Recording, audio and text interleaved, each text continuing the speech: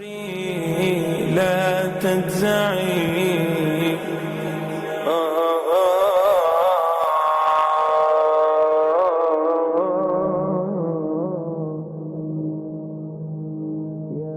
Prophet of Allah tells us of a man who worshipped Allah for 500 years. 500 years he worshipped Allah. And then when he stood before Allah, Allah subhanahu wa ta'ala, more or less, he tells the angels, take him and enter him into the paradise through my mercy.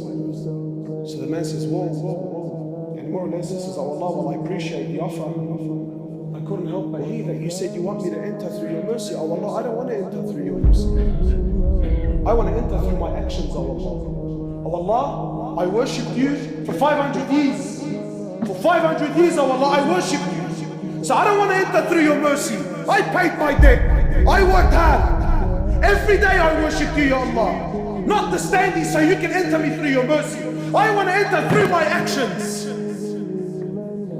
Allah says, you want to enter through your actions? Fine. No problems. So Allah Azza wa Jal orders the angels. He says to them, bring the scales here. He says, put the man's 500 years of worship on one end of the scales. And just put the blessing that I gave him, the ni'mah that I gave him, to be able to see with his eyes, just that, nothing more, nothing more. Just put the blessing that I gave him to be able to see with his eyes, put that on the other end of the scales. Just the blessing to be able to see outweighed 500 years of worship. So Allah says to the angels, take him and throw him into the hellfire. Then and only then, he says, oh Allah, please, oh Allah, please, I am content with your mercy. Allah doesn't need anyone, my brothers. The ni'mah of seeing, today we've forgotten. Today we've forgotten. Today you and I think what? That to see I need a pair of eyes. You're wrong. Because there are millions around the world that have eyes, but they can't see. It is Allah that allows you to see. Today you think to hear, I need a pair of ears. You're wrong, because there are millions around the world that have ears. They're stuck on their heads, but they can't hear, my brother. It is Allah that allows you to hear. Today you think to walk, I need a pair of legs. You're wrong. There are millions around the world that have legs, but they can't walk. It is Allah and Allah alone that allows you to walk. Allah, not you. Allah, not you. Allah doesn't need you, my brother. Allah doesn't need me. Allah doesn't need us. And we have to understand, because this is Aqidah. You have to know this so that when you worship, you are always humble. When you worship Him, you never have pride. When you worship Him, you never have arrogance. Because you know, at any given point in time, I am where I am only through His mercy. Only through His rahmah, I am where I am. Not because of your own actions. And to know with depth, with yaqeen, with certainty, that Allah, the King of Kings, doesn't need anyone. He doesn't need anyone, my brothers. Wallahi, everything you see around you, everything. Today, the Muslims have so much fear in their hearts. Fear of the kuffar, fear of the West, fear of laws, fear of regulations, fear of this and fear of that. But to know that Allah Azza wa Jal is not in need. Wallahi, my brothers, wallahi, I take an oath by Allah. You have to come to terms. You have to come to believe with certainty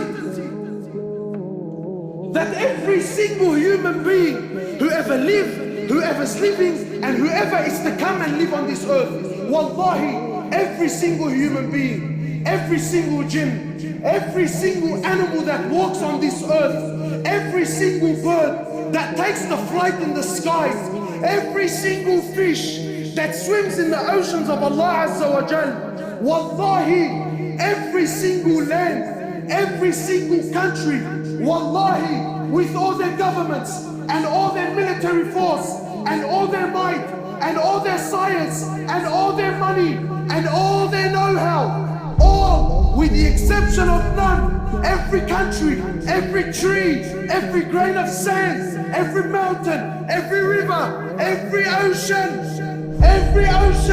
wallahi, every star, every sun, every moon, every single planet, every single angel, the billions and billions and billions of angels, all of them, with the exception of none, Mikael, Jibrail, Israfil, all, the first heaven, the second heaven, the third heaven, the fourth heaven, the fifth heaven, the sixth heaven, the seventh heaven, the ocean above it, the eight that carry the throne of Allah, the arsh of Allah, all are dead, all are dead. Nothing moves, nothing stops, nothing makes, nothing breaks, nothing gives, nothing takes, nothing rises, and nothing falls, nothing harms, and nothing benefits in Allah.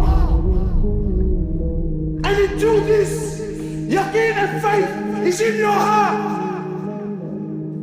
that nothing, that everything is dead, everything, except Allah. Allah doesn't need anything, anyone. No prophet, no angels, no jinn, no ins. We need Him. He's Al-Hayyul Qayyum. He's the ever living. So you might say, brother, I'm alive. What's so special about that? I'm living. Yeah, but your living is dependent on His existence.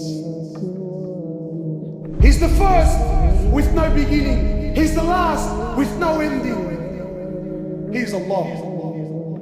He is Allah. Al-Malik. He's the King. He's the one who on the day of judgment, when everything will come to an end, when Allah Azza wa Jal will order the destruction of every living creature, Allah will order the destruction, the death of every human, of every animal, of every jinn,